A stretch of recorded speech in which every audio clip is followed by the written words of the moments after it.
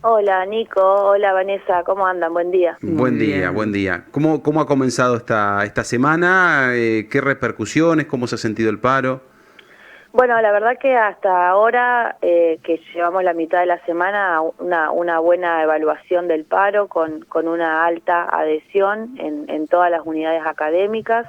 Ayer nos íbamos compartiendo fotos con compañeros y compañeras de los distintos asentamientos y bueno, y el balance es positivo en el sentido de, bueno, se veía la universidad bastante vacía, con pocos autos, con creo que una o dos clases que se sostuvieron, el resto estuvo todo muy parado, así que en ese sentido estamos, bueno, contentos con la adhesión que tuvimos hasta ahora en esta primera semana, ¿no? Ujú. Y en estos primeros días, luego de los anuncios de las medidas de fuerza, porque son medidas de fuerza contundentes, ¿no? Esta semana de paro, después habrá cada 48 horas se estarán haciendo también medidas de fuerza.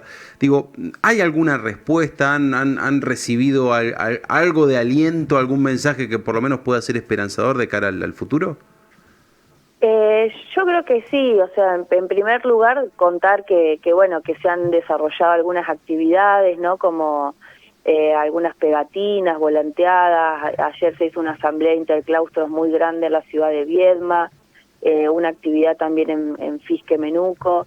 En esas actividades lo que podemos ir recopilando nosotros y nosotras es apoyo por parte de una mayoría muy importante del sector universitario y también de otros sectores. Hemos tenido también mucha repercusión en los medios regionales, así como ustedes me han llamado también, bueno, otras radios, otros canales y demás que están, bueno, muy atentos a esta situación y que en ese sentido también nos sirve para visibilizar y también creo que mucho entendimiento por parte del estudiantado, ¿no? De saber que bueno, que estamos en esta lucha, que va a seguir y que es legítima, ¿no? Que por más que pueda aparecer como un reclamo, un problema sectorial de un sector, que es el sector docente de la universidad, por debajo de esa lucha, bueno, se está luchando por la universidad porque la crisis salarial está afectando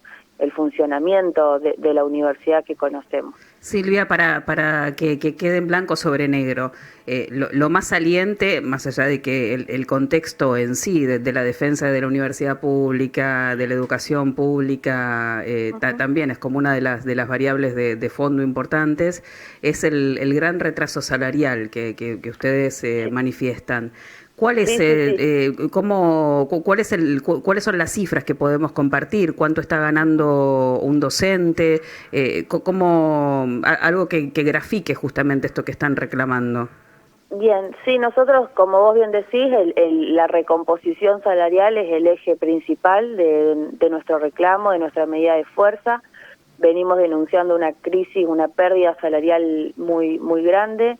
En primer lugar, marcada por la no convocatoria a paritarias y por la imposición de incrementos que ha decidido el gobierno de forma unilateral, que nos han dejado, sobre todo durante el año pasado, con una distancia muy grande entre la inflación, ¿no? Entonces esa diferencia que se fue generando, que se fue consolidando entre la inflación y los salarios, viene provocando una crisis salarial muy grave. En ese sentido, nosotros calculamos que si sumamos la inflación acumulada desde 2023 y los incrementos salariales desde 2023 hasta acá, la diferencia, si graficamos en un gráfico estas dos curvas, es superior a 100 puntos, ¿no? Hemos quedado más de 100 puntos por debajo de la inflación acumulada y eso equivale a una pérdida de nuestro poder adquisitivo que ronda entre el 40 y el 50% con respecto a 2023. Es decir, nuestros salarios han perdido en términos de poder adquisitivo entre el 40 y el 50% con respecto a diciembre de 2023. ¿Cuánto gana un docente hoy? Y bueno, ahí tenemos, siempre lo explico, es medio es medio Sí. aburrido, pero lo vuelvo a decir, en Comahue y en todas las universidades tenemos distintos cargos con distintas categorías distintas dedicaciones docentes, o sea, horas comprometidas a la semana, que pueden ser 10 horas, que pueden ser 20 horas o 40 horas semanales, y además tenemos el tercer componente que tiene que ver con la antigüedad. Pero para graficarlo así rápidamente, podríamos decir que un docente que recién inicia, con una categoría más baja, sin antigüedad, con una dedicación simple, está cobrando un salario de cerca de 300.000 pesos, y que si nos vamos, sí, con dedicación simple, que son 10 horas, ¿no? Entonces uno podría decir, bueno, son 10 horas nomás a la semana, ese docente además tiene otros trabajos para poder llegar a fin de mes, y si nos vamos a comparar, por ejemplo, con un cargo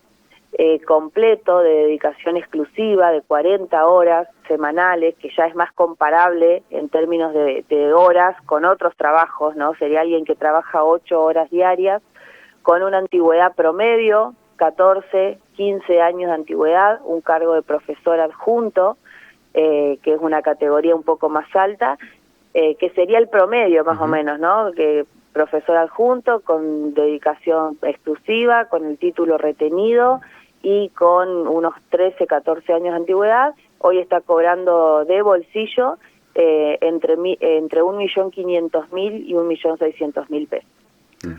Silvia, recién mencionabas que los estudiantes entienden que hay cierta empatía por lo que están atravesando. Más allá de esto, obviamente son jornadas de clases que se pierden. ¿Es posible después recuperar ese contenido para los estudiantes, lo que se pierde en estas jornadas de paro? Sí, por lo general siempre se va recuperando, los cuatrimestres se terminan cerrando, las mesas se han tomado. Hay formas que nos vamos dando al interior de las materias que nos permiten recuperar contenidos, recuperar clases. Entendemos sin lugar a dudas que es una situación incómoda, que hay sectores que no les gusta, no les agrada, hay a veces algunos comentarios, ¿no?, respecto al plan de lucha de los docentes, pero sí, se logra recuperar y eso ha venido pasando durante todo este tiempo, ¿no? Ahora sí, efectivamente hemos iniciado otra etapa del plan de lucha, que una podría decir es distinta a lo que veníamos sosteniendo, que tiene otra contundencia, que además de esta semana ya están definidos los días de las semanas consecutivas, ¿no? Y bueno, y ahí vamos a tener que también después evaluar qué vamos a hacer después de eso, si el plan de lucha va a seguir con esa modalidad, si se va a profundizar, pero bueno, es una posibilidad, ¿no es cierto?, que se afecte de alguna manera el cuatrimestre, dado las medidas de fuerza. ¿Semana que viene entonces también hay paro? Sí, ya se ha definido. La semana que viene tenemos paro el 21 y 22, que es jueves y viernes, ¿sí? La otra semana son 26 y 27 de agosto, y la siguiente semana es el 1 y 2 de septiembre. O sea que de esa manera nos quedan los paros, un jueves y un viernes, un miércoles y un martes, y la otra semana un lunes y un martes. Bien.